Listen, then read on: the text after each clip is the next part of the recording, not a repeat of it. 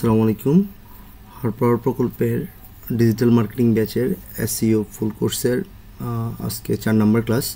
এই ক্লাসে আমরা অন পেজ এসইওর বা কনসেপ্টটা নিয়ে কথা বলবো। অন পেজ এসইওর ক্ষেত্রে আমাদের কী কী বিষয় জানতে হবে এইসব বিষয় নিয়ে আমরা আজকে কথা বলবো। তো এখানে প্রথম যে জিনিসটা আমাদের আছে সেটা হচ্ছে হোয়াট ইজ ইউআরএল। ইউআরএলটা কী? তো আমরা যদি আমাদের একটা ব্রাউজার থেকে গুগলে গিয়ে সার্চ করি হোয়াট ইজ ফ্রিল্যান্সিং, লেখার পরে আমাদের এখানে দেখেন অনেকগুলো ওয়েবসাইট আসবে, বিভিন্ন আর্টিকেল আসবে ফ্রিল্যান্সিং সম্পর্কে। এই যে এখানে আসছে, এই যে এখানে আসছে। তো এখান থেকে যে কোনো একটা যদি আমরা দেখি, এখানে যে আমাদের ইউআরএল, যেটা এখানে প্রথম কনসেপ্টটা ইউআরএল কোনটা এখান থেকে। তো ইউআরএলের জন্য আমরা যদি এখানে সাপোজ এই ওয়েবসাইটটা করলাম, এখানে যে একটা লেখা আছে দেখেন https www. এই জিনিসটা হচ্ছে একটা ওয়েবসাইটের ইউআরএল অথবা ডোমেন নেম, দুইটা একই জিনিস। তো এটা হচ্ছে মূলত একটা ইউআরএল।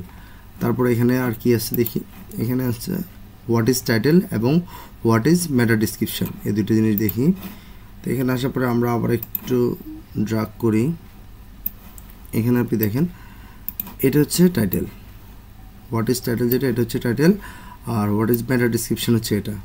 মানে টাইটেলটা হচ্ছে আমরা যেই আমাদের যে আর্টিকেলটা লিখবো অথবা যে পোস্টটা লিখবো, পোস্টের উপরে সংক্ষিপ্ত শিরোনাম হচ্ছে টাইটেল।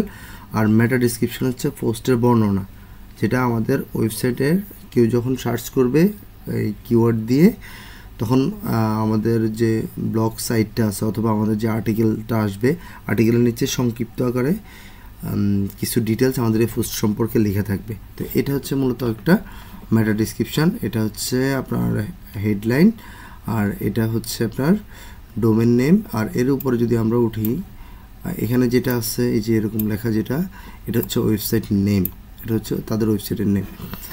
তো সেক্ষেত্রে আমরা মেটা ডিসক্রিপশান দেখলাম। তারপর এখান থেকে আসি, এখানে হচ্ছে হোয়াট ইজ কন্টেন্ট। কন্টেন্টটা কী? এখানে কন্টেন্টটা সাধারণত 3 ধরনের হয়। তো 3 ধরনের হচ্ছে আমাদের এখানে যেটা আছে, এখানে যদি আমরা ক্লিক করি,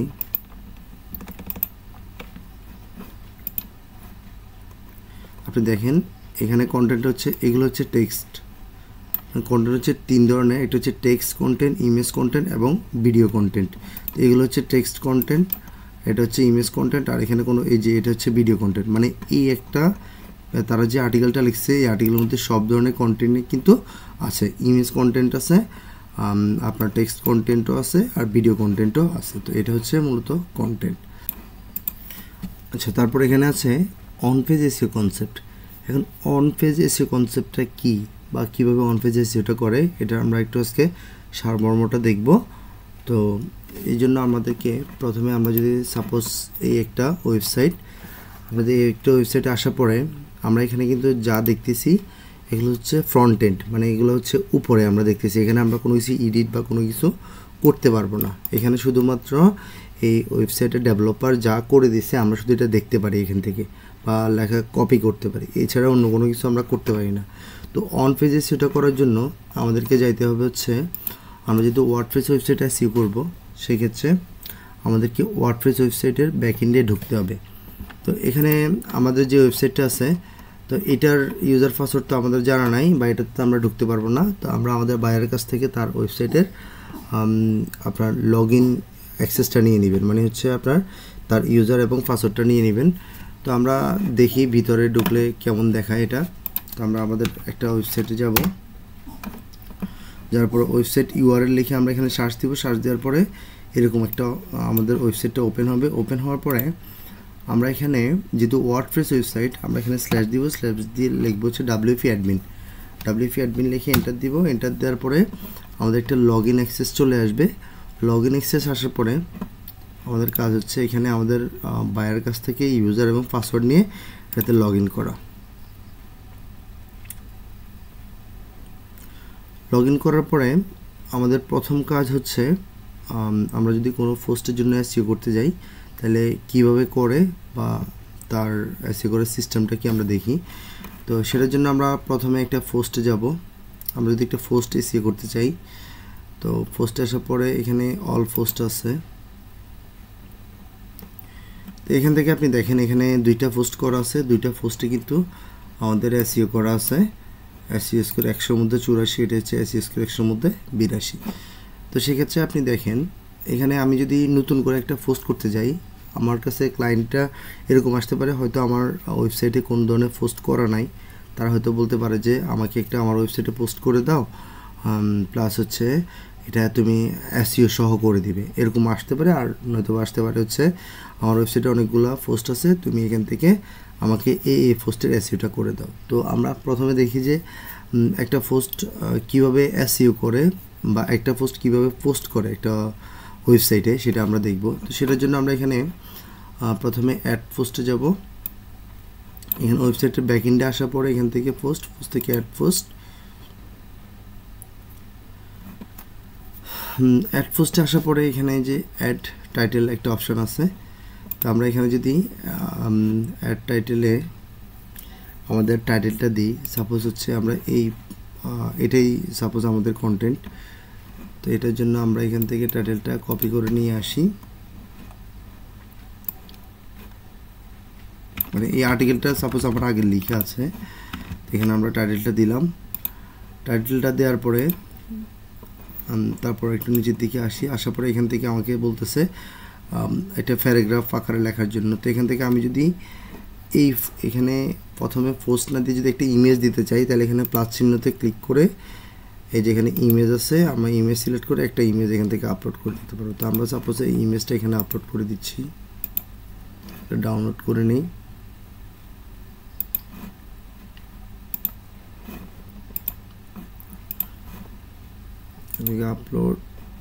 আপলোড থেকে তাহলে আমরা এখানে একটা ইমেজ পোস্ট করছি, প্রথমে একটা টেক্সট দিছি, একটা ইমেজ কন্টেন্ট দিছি, এরপর হচ্ছে আমাদের বাকি কনসেপ্টটা। সাপোজ হচ্ছে আমাদের টেক্সট কিছু কন্টেন্ট আছে, টেক্সট কন্টেন্টগুলো এখান থেকে দিব। এখান থেকে এটা ডিফল্ট আকারে আপনার টেক্সট কন্টেন্টই থাকবে, তো আমরা এখান থেকে টেক্সট কন্টেন্টগুলো দিব। তারপর এখান থেকে আমাদের আরও কাজ হচ্ছে, সাপোজ আমি একটা ভিডিও কন্টেন্ট আপলোড করতে চাই, তাহলে এখানে ক্লিক করে ব্রাউজ অল অপশানে গিয়ে এখান থেকে ভিডিও একটা অপশান আছে, ভিডিও।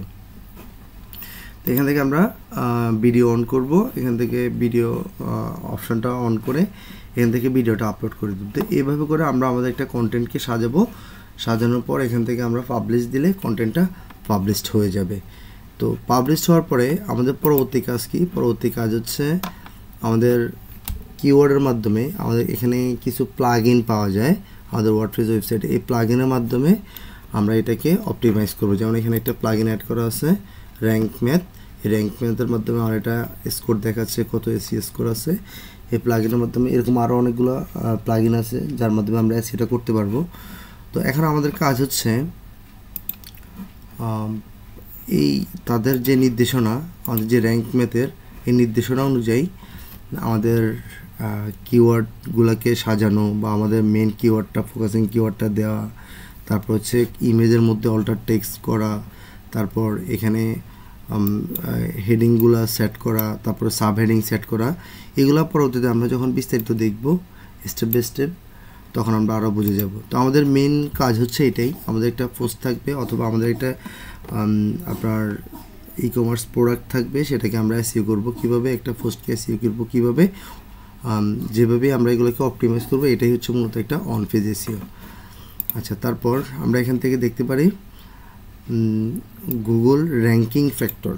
এখন এই গুগলের র্যাঙ্কিং ফ্যাক্টরটা কি, মানে হচ্ছে গুগল একটা ওয়েবসাইটকে বা একটা পোস্টকে কীভাবে তার সার্চ ইঞ্জিনে র্যাঙ্কিং করে, এই জিনিসটা আমরা দেখব। তো সেই জন্য প্রথমে আমরা আমাদের এখানে একটা ডক্স রাখছি, আমরা ডক্স ওপেন করি।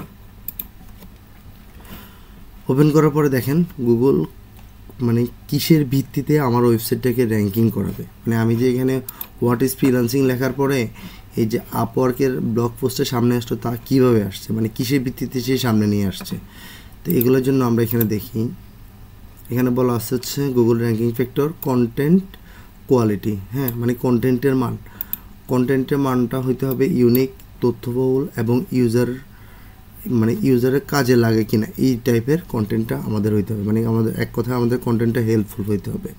তারপর হচ্ছে কিওয়ার্ডের সঠিক ব্যবহার হয়েছে কিনা দেখতে হবে, মানে হচ্ছে আমরা যে পোস্টটা করলাম এই পোস্টের মধ্যে কিওয়ার্ডটা আমরা কোথায় কোথায় বসাইছি, ও টাইটেলে আছে কি না, ইউআরএলে আছে কি না, মেটা ডেসক্রিপশনে আছে কি না, ইমেজ অল্টার ট্যাগে আছে কি না, এগুলো আমরা দেখতে হবে। এগুলোর উপর নির্ধারণ করে কন্টেন্টটা উপরের দিকে আসে।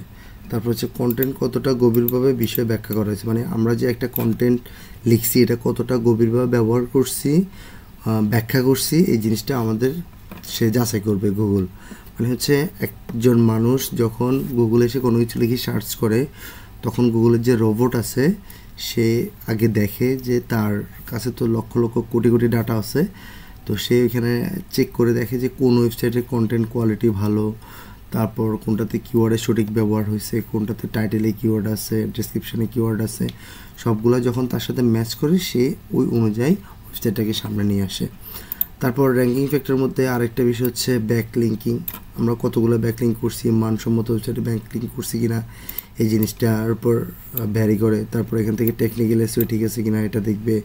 ইউজার এক্সপিরিয়েন্স কেমন, ইউজার এক্সপিরিয়েন্স বলতে এখানে আপনি দেখেন বাউন্স রেট কেমন হয়েছে। বাউন্স রেট বলতে সাপোজ আপনি একটা ওয়েবসাইটে হোয়াট ইজ ফ্রিল্যান্সার লিখছেন, লিখে এখানে আসলেন, এসে এখানে ক্লিক করলেন, ক্লিক করার পরে আপনি আবার সাথে সাথে বের হয়ে গেলেন, তাহলে এটা হচ্ছে বাউন্স। তো এই ধরনের বাউন্স যদি হয় তাহলে সেটা আপনার ওয়েবসাইটের জন্য ক্ষতিকর। আচ্ছা, তারপর এখানে আমরা আসি, তারপর সেশন ডিউরেশন বেশি হলে ভালো। বেশি সেশন ডিউরেশন বলতে সাপোজ আপনি যে এখানে কন্টেন্টটা লিখছেন, আপনার এই কন্টেন্টটা একজন মানুষ আপনার এই সাইটে ঢুকে কতক্ষণ এখানে স্টে করছে, মানে আপনার এই সাইটে ঢুকে সে কতক্ষণ স্টে করছে, আপনার প্রত্যেকটা পোস্ট সে কতক্ষণ পড়ছে, এটার উপরও মানে আপনার এখানে স্টে টাইমিংয়ের উপরেও কিন্তু আপনার র্যাঙ্কিং ফ্যাক্টরটা ভ্যারি করে। আচ্ছা, তারপর এখান থেকে হচ্ছে ইউজার ইন্টারেকশান, মানে ক্লিক, স্ক্রল, শেয়ার, এইসব বিষয়ের উপরও আপনার এটা র্যাঙ্কিং ফ্যাক্টরটা নির্ভর করবে। আচ্ছা, তারপর হচ্ছে মোবাইল ফ্রেন্ডলিনেস, সেটা হচ্ছে ওয়েবসাইট মোবাইলে ঠিকভাবে দেখা যায় কিনা, কারণ যেহেতু আমাদের পিসি ইউজার কম, মোবাইল ইউজার বেশি, আপনার ওয়েবসাইটটা যদি মোবাইল ফ্রেন্ডলি হয় তাহলে সেক্ষেত্রে আপনার ওয়েবসাইটটা র্যাঙ্কিং করবে। মোবাইল ফ্রেন্ডলি বলতে আমরা দেখা গেছে অনেক ওয়েবসাইট আমরা যখন কম্পিউটারে লগ ইন করি সেটা ঠিকঠাকভাবে থাকে, আর যখন আমরা কম্পিউটারে লগ ইন না করে মোবাইলে লগ ইন করি সেক্ষেত্রে দেখা যাচ্ছে আমাদের ওয়েবসাইটটা ভেঙে যায়, আমাদের হেডার চলে যায় অন্যদিকে, ফুটার অন্যদিকে চলে যায়, টেক্সটগুলো হাইড হয়ে যায়। তো সেক্ষেত্রে আপনি যতটা মোবাইল ফ্রেন্ডলি করে ওয়েবসাইট মানে আপনার ওয়েবসাইটটা হবে ভালো হবে, তো আপনার এটা র্যাঙ্কিংয়ে তত দ্রুত আসবে। তারপর হচ্ছে ডোমেন অথরিটি এজের উপর নির্ভর করে, মানে ডোমেনের বয়স, তারপরে হচ্ছে ডোমেনের প্রতি ট্রাস্ট বা পুরাতন ডোমেনের গুরুত্ব বেশি হতে পারে, মানে হচ্ছে আপনার নতুন ডোমেনের প্রতি যে গুগলের রোবট তার ট্রাস্টটা কম থাকতে পারে। তারপর হচ্ছে লোকাল এসইওর উপরে এটা নির্ভর করে, তারপর হচ্ছে ইউজার সিগন্যালের উপর নির্ভর করে। তো এইগুলো ছাড়াও গুগলের আরও কিন্তু 200+ র্যাঙ্কিং ফ্যাক্টর আছে, যেগুলোর ভিত্তিতে গুগলের যে রোবট আছে সে আপনার কন্টেন্টটাকে সামনের দিকে নিয়ে আসে। তো এই হচ্ছে মূলত আমাদের অন পেজ এসইও কনসেপ্ট। তো আগামীকালকে থেকে আমরা আমাদের সম্পূর্ণ একটা ওয়েবসাইট কীভাবে এসইও করব এই জিনিসটা কন্টিনিউ আমরা দেখব। তো ঠিক আছে, সবাই ভালো থাকেন, সুস্থ থাকেন, আসসালামু আলাইকুম।